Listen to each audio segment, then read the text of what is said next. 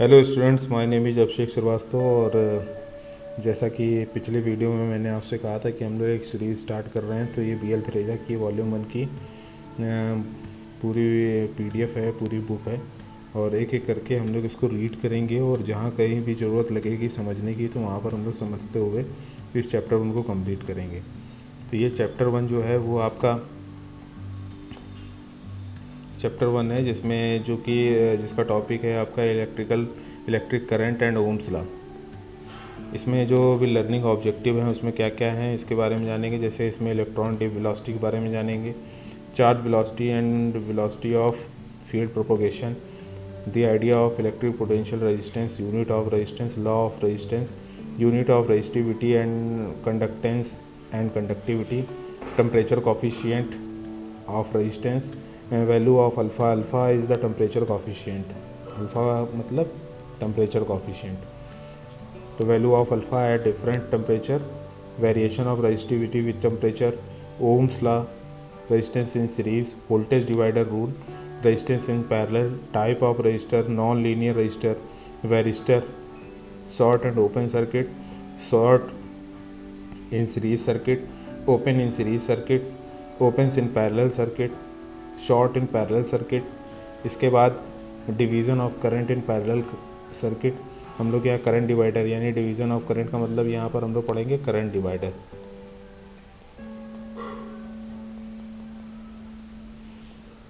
Equivalent resistance निकालेंगे parallel circuit और series circuit में, किस तरीके से इक्विवेलेंट रेजिस्टेंस को हम लोग कैलकुलेट करते हैं। तो equivalent resistance, duality between series and parallel circuit और सीरीज सर्किट में ड्यूअलिटी क्या होती है, रिलेटिव पोटेंशियल क्या होते हैं, रिलेटिव पोटेंशियल बारे में जानेंगे। और वोल्टेज डिवाइडर सर्किट्स अगर हमें बनाना हो किस तरीके से हम वोल्टेज डिवाइडर सर्किट्स बनाएंगे। तो आइए शुरू करते हैं हम लोग। तो सबसे पहले हम लोग यहाँ पर एक छोटा सा स्टेटमेंट दिया गया, Ohm's law define the relationship between voltage register and current. Relationship between voltage register and current. अगर ये वोल्टेज है, ये करंट है, ये रजिस्टर है। The law is widely employed while designing the electronic circuit. यहाँ पर आप देख रही है एक इलेक्ट्रॉनिक सर्किट आप देख रहे हैं। इसके बाद हम लोग आते हैं आगे। सबसे पहला टॉपिक आपका है इलेक्ट्रॉन ड्रिफ्ट वेलोसिटी। तो इसको पढ़ते हैं। यहाँ पर आप छोटा सा डायग्राम देख रहे होंगे। ये कंडक्टर का एक हम लोग ने छोटा सा पार्ट लिया हुआ है, कंडक्टर यानी चालक का। और इसमें जो इलेक्ट्रॉन है वो किस तरीके से मोशन करता है, तो ये उसकी ड्रिफ्ट वेलोसिटी कहलाती है, जो पर्टिकुलर पोटेंशियल के डायरेक्शन में हो। The electrons moves at the fermi speed and has only the tiny drift velocity superimposed by the applied electric field. तो इलेक्ट्रिक फील्ड की डायरेक्शन में जो भी वेलोसिटी होती है वो आपकी इलेक्ट्रॉन की ड्रिफ्ट वेलोसिटी कहलाती है। इसमें suppose that in a conductor the number of free electrons available per metre cube of a conductor materials is n क्या है, पर मीटर क्यूब में जो फ्री इलेक्ट्रॉन्स है, N is a free electron.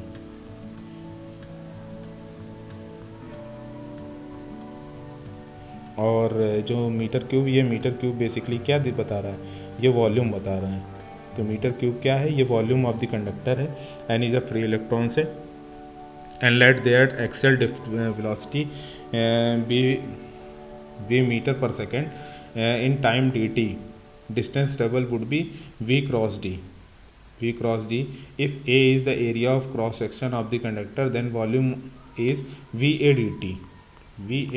dt and the number of electrons contained in this volume va dt. Obviously all these electrons will cross the conductor cross section in time dt if E is the charge of each electron। E क्या है, हर एक electron का charge है। तो यहाँ पर charge को किससे रिप्रेजेंट किया गया, E से रिप्रेजेंट कर दिया गया है। Then total charge which cross the section in time dt is dq is equal to n क्या है, नंबर ऑफ फ्री इलेक्ट्रॉन्स है, a is the area, cross sectional area, E is the charge on the electrons and v क्या है, v is the velocity. तो ये आपका जो particular points है, पर्टिकुलर पोर्शन है, ये आपका क्या हो गया, फार्मूला हो गया। ये आपका जो चार्ज है वो पर्टिकुलर टाइम पर जो क्रॉस कर रहा है उसकी वैल्यू है। तो dq is equal to NEAEV dt। Since current is the rate of flow of charge, is the simple definition of current. It is given as I is equal to dq by dt, I is equal to D Q by D T, where I is equal to, अगर हम इसको normally देखें D T से D T को cancel कर दें, ये cancel हो गया तो आपका फार्मूला क्या बन के आ जाएगा, I is equal to n a e v. Current density को जे से रिप्रेजेंट करते हैं तो j is equal to I upon a, ये करंट डेंसिटी का फार्मूला होता है। Current density j is equal to I upon a, अगर आई की वैल्यू हम यहाँ पर रख देंगे n a e v upon a, तो ए से ए कैंसिल हो जाएगा, तो j current density is equal to j is equal to आ जाएगा n e v. Assume a normal current density j is equal to 1.55 into 10⁶ ampere per meter square, n is equal to 10⁻29 for copper conductor, e is equal to 1.6 into 10⁻−19 coulomb. तो ये हम तो जानते हैं कि जो बेसिकली चार्ज होता है किसी इलेक्ट्रॉन पर वो 1.6 इंटू 10⁻−19 कूलाम होता है, और हमने कॉपर कंडक्टर में मान के चल रहे हैं कि जो नंबर ऑफ फ्री इलेक्ट्रॉन्स है वो 10⁻29 है। इसके बाद जो करंट डेंसिटी बेसिकली निकल के आती है वो आती है आपकी j is equal to 1.55 into 10⁻6 ampere per meter square. इसके बाद अगर हम लोग इसको सॉल्व करेंगे तो सॉल्व करने के बाद जे की जगह पे जे की वैल्यू रख दिया जाए, और इसके बाद एन की जगह पे एन की वैल्यू रख दिया जाए, ई की जगह पे ई की वैल्यू रख दिया जाए, तो हम वेलोसिटी को कैलकुलेट कर सकते हैं कि क्या ड्रिफ्ट वेलोसिटी आती है। तो ड्रिफ्ट वेलोसिटी आपकी आएगी 0.58 सेंटीमीटर पर minute. It is seen that the contrary to the common but mistaken view, the electron drift velocity is rather very slow and is independent of the current flowing and the area of conductor. Current density, that is current per unit area. Current density क्या है basically? Current per unit area is a vector quantity because इसकी एक direction होती है. It is denoted by symbol vector J. There is a vector notation. The relationship between current I and J is I is equal to JA, where A is a vector notation of area A. For extending the scope of above relationship so that it become applicable for area of any shape, we write I is equal to, अगर हम लोग किसी भी shape के area के लिए अगर हम लोग करंट डेंसिटी के रिलेशनशिप को अगर देखेंगे तो I इज इक्वल टू जे और डी ए। डी ए क्या है, किसी भी तरीके से के शेप के लिए उसका अलग अलग एरिया हो सकता है। तो magnitude of current density can be therefore written as the J alpha. यहाँ पे एक न्यूमेरिकल दिया गया, उस न्यूमेरिकल को कंसीडर करते हैं। न्यूमेरिकल देखते हैं। न्यूमेरिकल दिया गया, conductor material has a free electron density of 10⁻24 electron per metre cube, where voltage when a voltage is applied a constant drift velocity of 1.5 into 10⁻−2 meter per second is attained by the electron if the cross sectional area of material is 1 centimeter square. Calculate the magnitude of current. Electronic charge is 1.6 into 10⁻−19 coulomb. तो magnitude of current अगर हमको calculate करना हो, calculate the magnitude of current. Magnitude of current आपको calculate करना है तो magnitude of current is I, ये फार्मूला हम लोग ने अभी कैलकुलेट निकाला था, I is equal to n a e v ampere. यहाँ पर एन क्या है, N is number of free electrons, a is a cross sectional area, e is a charge on the electrons and V is the drift velocity and I is the current. So N की value दी गई 10⁻24, जो free electrons है वो 10⁻24 है। ए क्या है 1 centimetre square उसका एरिया, अगर मीटर में देखेंगे तो 10⁻⁻4 मीटर स्क्वायर है। ई क्या है, किसी भी इलेक्ट्रॉन के ऊपर जो चार्ज होता है वो 1.6 इंटू 10⁻−19 कूलम होता है। वी इज इक्वल टू आपका 1.5 इंटू 10⁻−2 मीटर पर सेकेंड, जो कि आपको दिया गया है already drift velocity, constant drift velocity. अगर हम लोग इस वैल्यू को पूरा फार्मूला में पुट कर देते हैं, ये सारी वैल्यूज़ को अगर हम पुट कर दें इसमें, तो हमको लास्ट में ये कैलकुलेट होकर आ जाता है 0.24 एम्पियर। तो अब इसके बाद अगर हम लोग देखें हमारा जो दूसरा टॉपिक है charge velocity and velocity of field propagation. तो इसके बारे में जानते हैं। The speed with which charge drift in a conductor is called velocity of charge. तो कोई भी अगर स्पीड जो है वो किसी भी चार्ज की जो ड्रिफ्ट हो रहा है किसी भी कंडक्टर में, उसे वेलोसिटी ऑफ चार्ज कहते हैं। As seen from the above its value is quite low. इसकी वैल्यू जो होती है वो बहुत ही कम होती है, typical fraction of a metre per second. However, the speed with which the effect of EMF is experienced at all part of the conductor resulting in flow of current is called the velocity of propagation of electric field. It is independent of current and voltage. ये current और voltage से independent होता है, मतलब इसका current और voltage की value से इसका कोई लेना देना नहीं रहता। Has high but constant value near 3 × 10⁸ metre per second. लेकिन अगर बहुत ज़्यादा अगर हाई होगा तो इसकी वेलोसिटी कितनी हो सकती है, लाइट की वेलोसिटी के बराबर हो सकती है, 3 × 10⁸ मीटर पर सेकेंड। आपको पता है कि ये लाइट की वेलोसिटी होती है। इसका एक एग्जाम्पल ले लेते हैं। एग्जाम्पल है find the velocity of charge leading to 1 ampere current. Velocity of charge हमको क्या करना है, फाइंड करना है। Leading to 1 ampere current which flows in a copper conductor for cross section 1 centimetre square and length 10 kilometre. Cross section का जो area दिया गया 1 सेंटीमीटर स्क्वायर दिया गया और उसकी लेंथ जो दी गई है वो 10 किलोमीटर दी गई है। फिर electron density of copper density जो दी गई है वो 8.5 × 10⁻28 per metre cube. How long will it take the electric charge to travel from one end for of the conductor to the other. हमको ये पता करना है कि कितना जो समय लगेगा, कितना टाइम लगेगा कि चार्ज को एक एंड से दूसरे एंड पे पहुंचने में। तो हम फार्मूला लिख लेते हैं, I = NEAV और V = I/NEA। V क्या है आपका 1/8.5 × 10⁻28 × 1.6 × 10⁻−19 × 1 × 10⁻⁻4।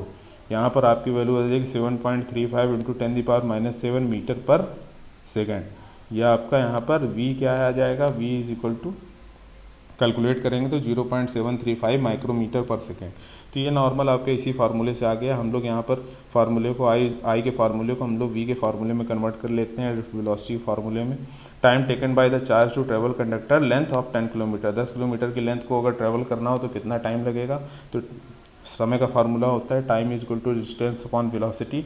डिस्टेंस इंटू डिस्टेंस दिया गया है 10 किलोमीटर का, तो 10 × 10⁻3। वेलोसिटी जो आपकी आई हुई है वो 7.35 × 10⁻7 आई हुई है। तो इसको जब हम लोग पुट कर देंगे तो यहाँ पर आपकी वैल्यू आ जाएगी 1.36 × 10⁻10 सेकेंड। नाउ एक 1 ईयर = 365 × 24 × 3600। यहाँ पर आपका आ जाएगा 3,15,36,000 सेकेंड, ये आपका आ जाएगा। तो टाइम को अगर कैलकुलेट करेंगे तो यहाँ पर आपका आ जाएगा 431 ईयर, 431 साल लगेंगे। तो ये आपका टॉपिक कंप्लीट हो गया। इसके बाद हम लोग आते हैं नेक्स्ट टॉपिक पे। तो नेक्स्ट टॉपिक है आपका idea of electric potential. Electric potential के आइडिया क्या है इसके बारे में समझते हैं। तो जैसा कि फिगर 1.1 में दिया गया है, इसको आप देखते रहिएगा और जो जो चीज़ मैं बोलता जाऊँ उसको इससे रिलेट करते रहिएगा। अ सिंपल वोल्टेज सेल, ये एक सिंपल वोल्टेज सेल है। It consist of copper plate, ये एक कॉपर प्लेट है, नोन एज एनोड, एनोड की तरीके इसको यूज़ किया जा रहा है। एंड जिंक रॉड, एक जिंक रॉड दी गई है जिसे कैथोड के तरीके यूज़ किया जा रहा है। Immersed in a dilute sulphuric acid, इसमें जो है भरा हुआ है वो एक डाइल्यूट सल्फ्यूरिक एसिड है, content in a suitable vessel. The chemical action taking place within a cell causes the electron to be removed from copper plate to be disposed on the zinc plate। तो जब जैसे इसको connect किया जा रहा है वैसे ही कॉपर प्लेट से इलेक्ट्रॉन जो है वो मूव करके किस पे जा रहे हैं, जिंक प्लेट के ऊपर जा रहे हैं, ठीक है। At the same time the transfer of electron is accomplish through the agency of diluted H2SO4 which is known as electrolyte. ये जो इसको इलेक्ट्रोलाइट बोलते हैं, जो H2SO4 आपका भरा हुआ है ये आपका क्या है, इलेक्ट्रोलाइट है, इलेक्ट्रोलाइट, ठीक है, electrolyte. The result is that zinc rod become negative due to the deposition of electrons on it and copper plate become positive due to the removal of electron from it. The large number of electron collected on zinc rod is being attracted by anode, but is prevented through the resulting to it by the force set up by the chemical action within the cell. But if the two electrodes are joined by the wire externally, देखिए externally wire को join कर दिया गया है, then electron rush to the anode, thereby the equalizing the charge of the two electrodes. However, due to the continuity of chemical action, the continuous difference in a number of electrons on the two electrodes is maintained, which keeps up a continuous flow of current through a external circuit. The action of electric cell is similar to that of a water pump, which while working maintain a continuous flow of water, that is water current through the pipe. It should be particularly noted that the direction of electronic current is from zinc to copper in external circuit. However, the direction of conventional current, which is given by the direction of flow of positive charge, is from copper to zinc. तो जैसा कि हम लोग जानते हैं कि अगर electron इस डायरेक्शन में जा रहा है तो करंट की डायरेक्शन हम लोग ये कंसीडर करते हैं. In the present case there is no flow of positive charge as such from one electrode to another, but we can look upon the arrival of electron on copper plate, this subsequent decrease in its positive charge as equivalent to an actual departure of positive charge from it. When zinc is negative charge, it is said to be at negative potential with respect to electrolyte, whereas anode is said to be at positive potential relative to the electrolyte between themselves. Copper plate is assumed to be at higher potential than the zinc rod. The difference is in potential is continuously maintained by chemical action going on in a cell which supplies energy to establish this potential difference. तो यहाँ पर आपको potential difference की वजह से जो ये current है, इलेक्ट्रॉन्स है, वो फ्लो होते हुए दिख रहे हैं कि कहीं पर पोटेंशियल अगर ज़्यादा हो जा रहा है तो पोटेंशियल का मतलब ये है नंबर ऑफ इलेक्ट्रॉन्स किसी जगह पे ज़्यादा हो गए हैं और किसी जगह पे कम हो गए हैं. तो जिस जगह पे ज़्यादा हो गए इन दोनों के बीच में इलेक्ट्रॉन का डिफरेंस हो गया है, क्योंकि majority of electrons and minority of electrons create the difference of electrons और this is called the potential difference. और पोटेंशियल डिफरेंस को इक्वलाइज करने के लिए अगर हम इसको एक एक्सटर्नल सर्किट से जोड़ देते हैं तो यहाँ पर पोटेंशियल क्या है, इक्वलाइज होने की कोशिश करता है, जिसकी वजह से इलेक्ट्रॉन फ्लो होते हैं और इलेक्ट्रॉन फ्लो होने की वजह से करंट फ्लो होती है. यही इसका कॉन्सेप्ट है. अब इसके बाद आते हैं रेजिस्टेंस क्या होता है. तो यहाँ पर आप देख रहे हैं बहुत से रेजिस्टेंस आपको डायग्राम में दिख रहे हैं. Cable are often covered with the material that do not carry the electric current easily. तो रेजिस्टेंस क्या है, it may be defined as the property of substance due to which it oppose और restrict the flow of electricity that is electron through it. Material as a class, acid and salt solution are good conductor of electricity. Amongst pure metals, silver, copper and aluminium are very good conductor in the given order. This, as discussed earlier, is due to the presence of the large number of free and loosely attached electrons in their atoms. These vagrant electrons assume a directed motion on the application of an electric potential difference. These electrons, while flowing past through molecules or atoms of the conductor, collide and other atoms and electrons, thereby producing heat. जब electrons जो हैं वो move करते हैं तो वो दूसरे electron से टकराते हैं और एनर्जी को ट्रांसफ़र करते हैं, जिसकी वजह से क्या होता है, और उसके कंडक्टर के सरफेस से भी टकराते हैं, जिसकी वजह से क्या होता है, वहाँ पर हीट जनरेट होती है. ठीक है, तो ये रेजिस्टेंस की वजह से होता है, ये हीट जनरेट होती है. ठीक है, तो दो subsequent which is offer by relatively greater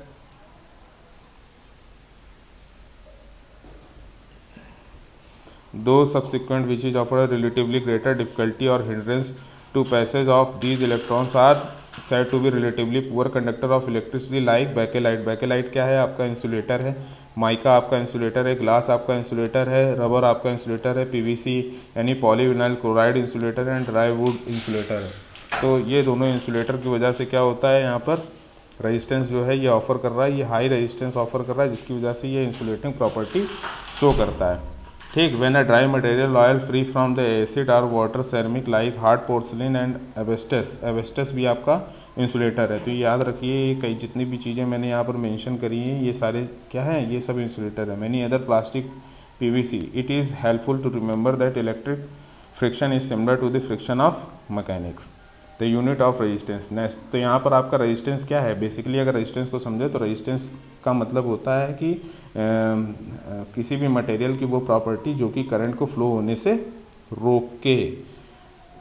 अगर इस रोकने की जो ताकत है वो ज़्यादा है तो वो मटेरियल क्या है, एज ए इंसुलेटर बिहेव करता है.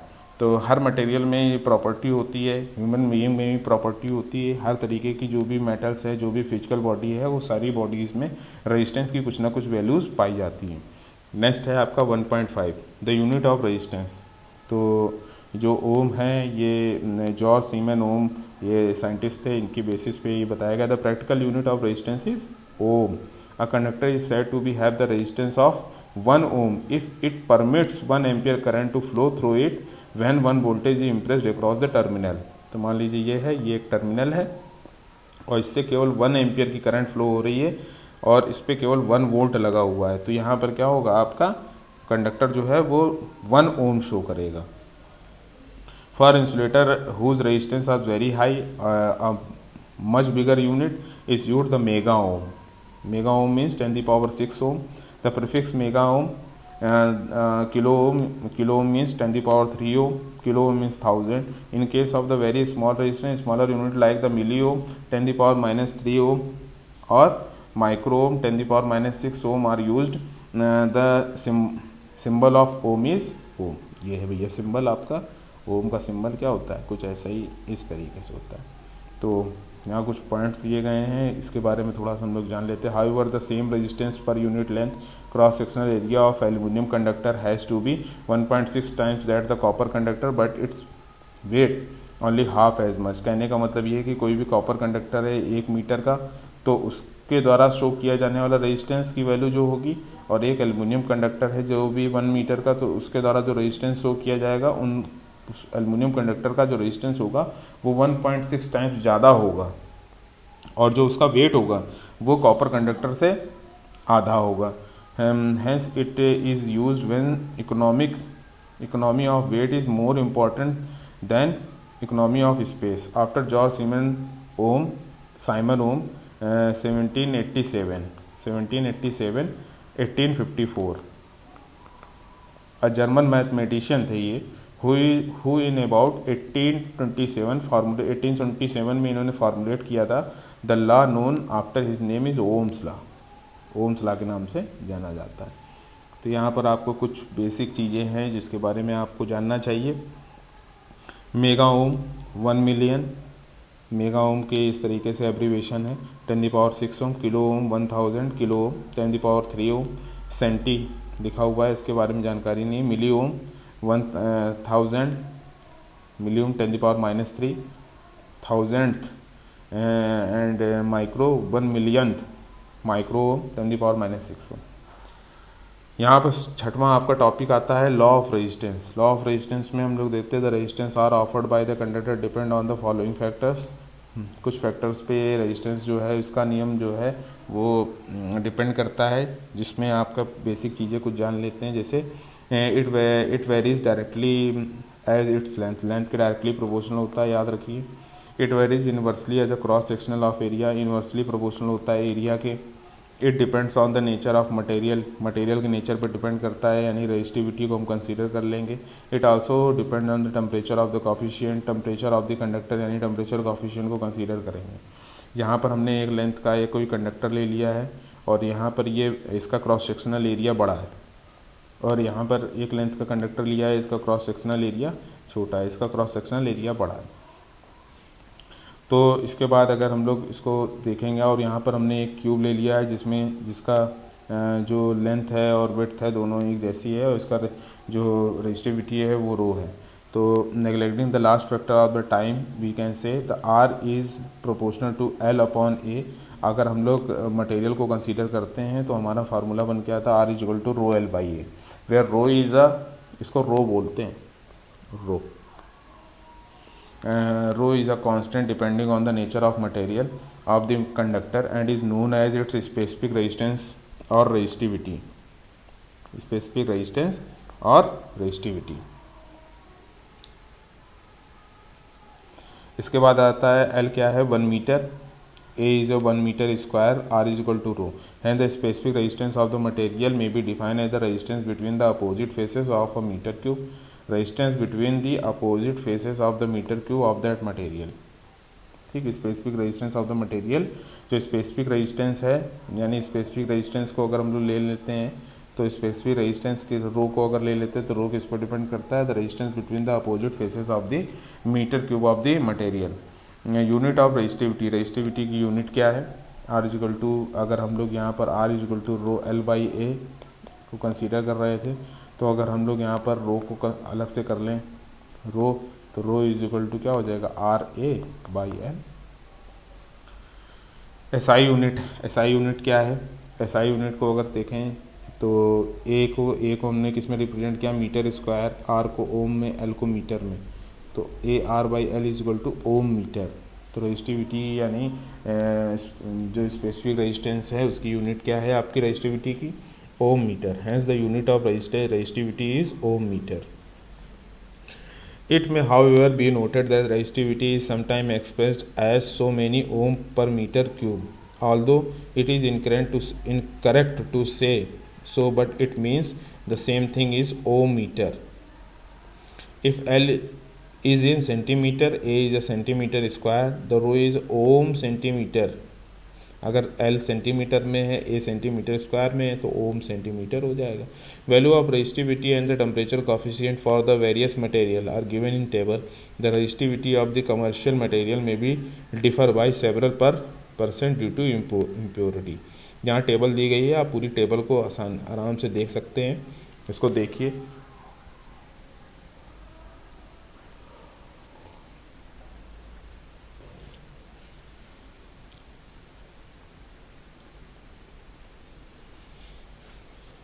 अब कुछ एग्जाम्पल इस पे सॉल्व करते हैं, देखते हैं क्या है एग्जाम्पल में। अ कॉयल कंसिस्ट ऑफ 2000 टर्न। एक कॉयल है जिसमें 2000 टर्न है। ये कॉयल देखिए आपके सामने बनी हुई है। Wire having a cross sectional area is, cross sectional wire का जो ये वायर है, इस वायर का जो क्रॉस सेक्शनल एरिया है वो 0.8 मिलीमीटर स्क्वायर है। दिस द मीन लेंथ पर turn is 80 centimetre and the resistivity of the copper is 0.02 micro ohm meter. Find the resistance of the coil and power absorbed by the coil when connected across the 110 volt DC supply. अब हमें power absorb निकालना है, कितनी power absorb होगी और resistance क्या है।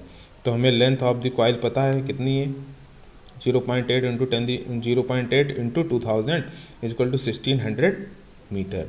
Area क्या है, 0.8 मीटर पर मिलीमीटर स्क्वायर, तो 0.8 इंटू 10⁻⁶ मीटर स्क्वायर हो जाएगा। रेजिस्टिविटी आपको दे दी गई है 0.02 इंटू 10 माइक्रो ओम मीटर है, तो इंटू 10⁻⁶ इंटू 1600 बाई 0.8 इंटू 10⁻⁶ 40 ओम आ गया आपका। अब हमें फार्मूला पता है कि जो पावर का फार्मूला होता है वो होता है V²/R। वैसे पावर का फार्मूला अगर करंट के केस में देखेंगे तो I²R होता है, और वोल्टेज के केस में देखेंगे तो V²/R होता है। ठीक है, कॉपर लॉस का भी फार्मूला यही होता है। एग्जाम्पल 1.4 को देखते हैं। एग्जाम्पल 1.4 में an aluminium wire 7.5 metre long is connected in parallel with a copper wire 6 meter long. When the current of 5 ampere is passed through the combination, it is found that the current in the aluminum wire is 3 ampere. The diameter of the aluminum wire is 1 millimeter. Determine the diameter of copper wire. Resistivity of the copper is 0.017 micro ohm meter. That of the aluminum is 0.028 micro ohm meter. तो यहाँ पर आपका दिया गया, देखिए ये copper wire है जिसमें एक एल्युमिनियम वायर, ये एल्युमिनियम वायर है, ये कॉपर वायर है, जहाँ वोल्टेज V जोड़ दिया गया है। एल्युमिनियम का कुछ रेजिस्टेंस होगा, कॉपर का कुछ रेजिस्टेंस होगा। इसको सॉल्व करना है। तो एल्युमिनियम वायर की लेंथ दी गई है 7.8, कॉपर वायर की 6 मीटर दी गई है। इसके बाद जो करंट पास हो रही है 5 ampere pass through the combination, यानी 5 एम्पियर ये करंट जो है वो 5 एम्पियर की पास हो रही है। It is found the current in the aluminium wire. अच्छा, एल्युमिनियम वायर में जो करंट है वो 3 एम्पियर है, तो जाहिर सी बात 2 एम्पियर यहाँ से निकल रही होगी कॉपर वायर से। ठीक है, क्योंकि इन दोनों का टोटल 5 एम्पियर होना चाहिए। Diameter of the aluminium wire is 1। Aluminium wire का डायमीटर भी दे दिया गया है, तो एरिया निकालने में भी कोई दिक्कत नहीं होगी। Determine the diameter of copper wire का डायमीटर निकालना है, तो हमें रिलेशन निकालना पड़ेगा दोनों में से। तो आइए देखते हैं इसका सॉल्यूशन किस तरीके से किया गया है। तो R1 कह सकते हैं एल्युमिनियम का हो या कॉपर का, रो L1/A1, R2 रो2 L2/A2। यहाँ पर दोनों का रिलेशन निकाल दिया गया। ठीक है, या रो1 है। इसको सॉल्व करके तो यहाँ पर रिलेशन आ गया। यहाँ पर हमको क्या निकालना है, एरिया निकालना है, क्योंकि हमें डायमीटर पता नहीं है किसका, कॉपर का। तो एरिया निकालने के लिए हम लोग यहाँ पर फार्मूला बनाएंगे। आई सारी वैल्यू पता है, हमको सारी वैल्यू को उठा के पुट कर देना है, तो हमको क्या मिल जाएगा, एरिया मिल जाएगा। A2 का एरिया यहाँ मिल जाएगा, A2 का एरिया मिल जाएगा, तो हमें D2 मिल जाएगा। सिंपल क्वेश्चन है।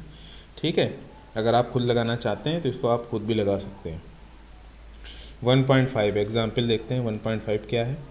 A rectangular carbon block has dimension of 1 centimeter, 1 centimeter, 50 centimeter.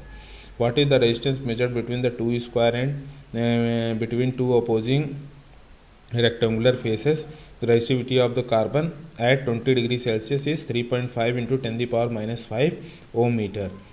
A current of 5 ampere exists in the 10 ohm resistance of 4 minutes. First is how many coulomb. Second is how many electron pass through any section of the resistor in this time. Charge of electron is 1.6 into 10 the power minus 19. तो सबसे पहला जो point है उस point को हम लोग देखते हैं। सबसे पहले what is the resistance measured between the two square and.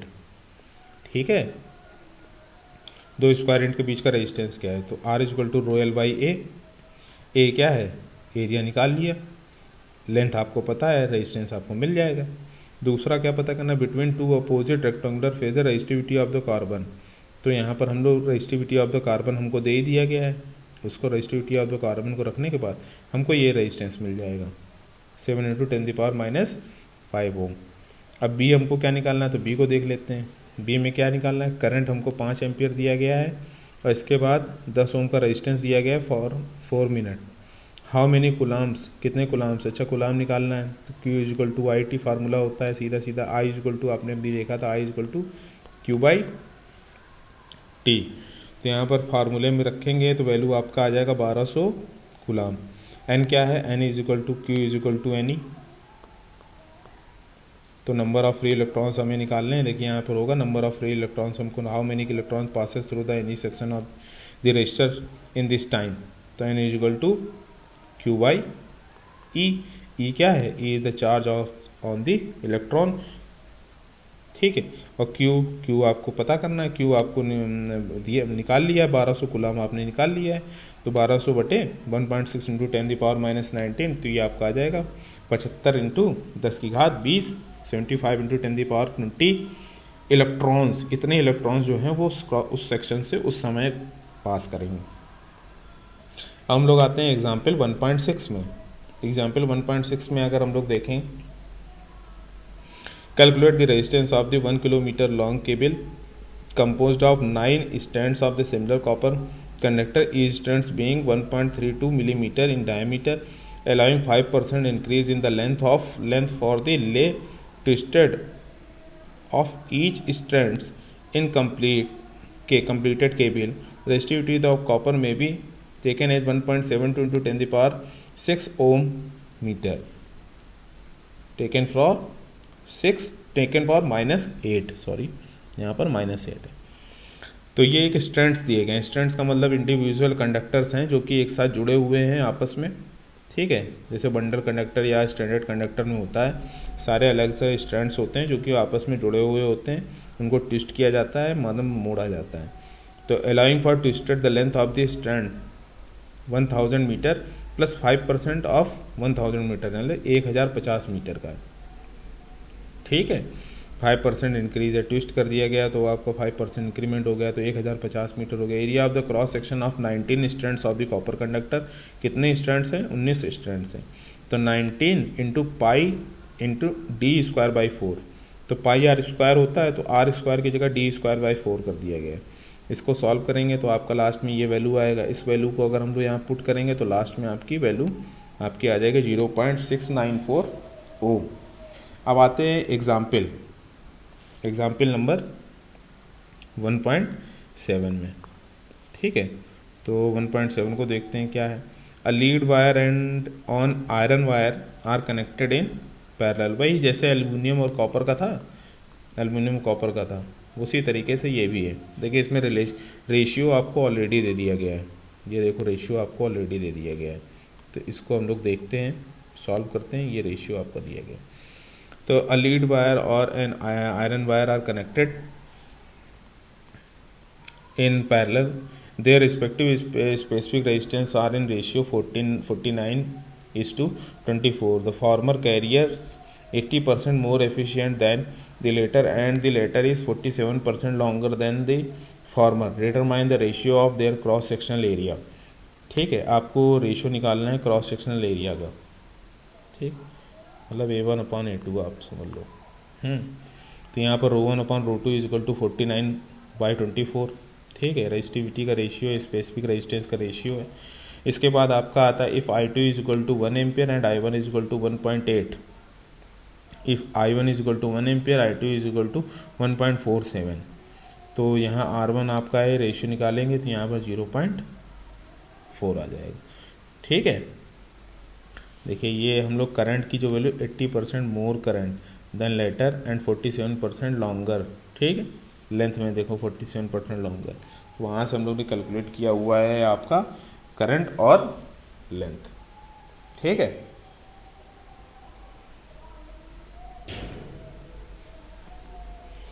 अब आते हैं हम लोग नेक्स्ट क्वेश्चन में।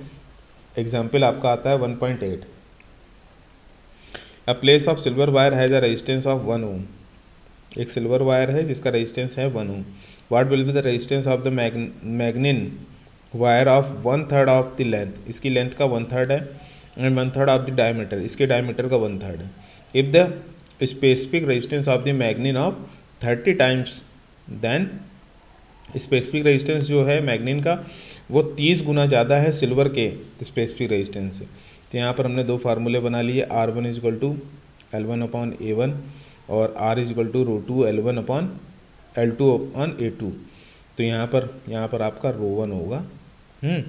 तो R2/R1 is equal to ρ2/ρ1 is equal to L2/L1 into A1/A2। इसको सॉल्व करेंगे, A1/A2 को इस तरीके से लिख लेंगे, सॉल्व करेंगे, वैल्यू रखेंगे तो आपका आ जाएगा 90 ओम। बहुत कठिन नहीं, बहुत आसान है। अब आते हैं क्वेश्चन नंबर 1.9 में।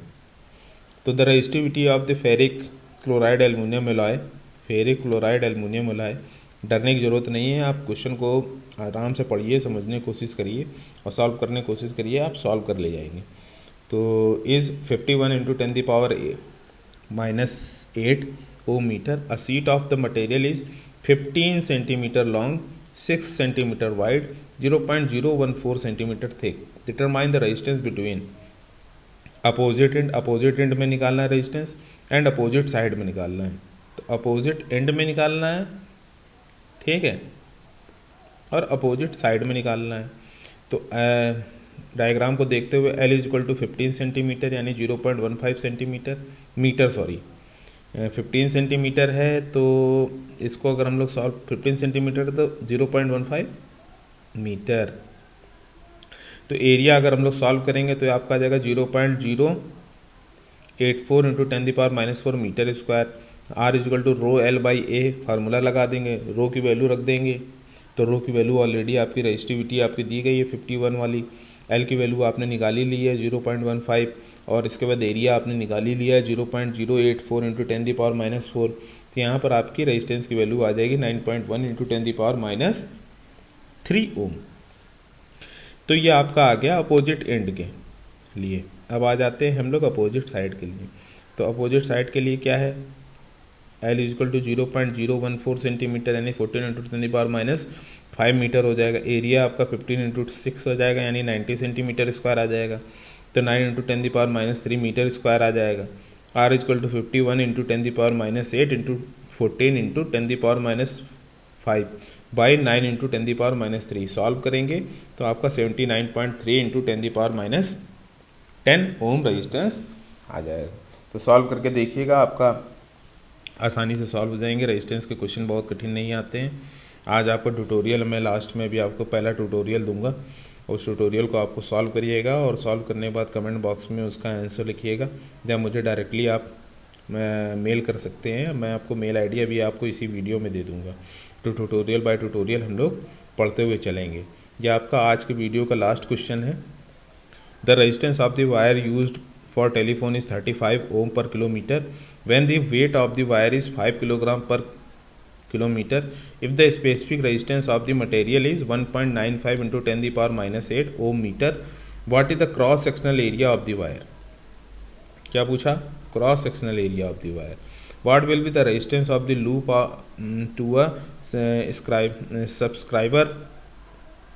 सब्सक्राइबर से याद आया कि आप अगर आपको ये वीडियो अच्छी लग रही हो तो आप इसको चैनल को सब्सक्राइब कर लीजिए।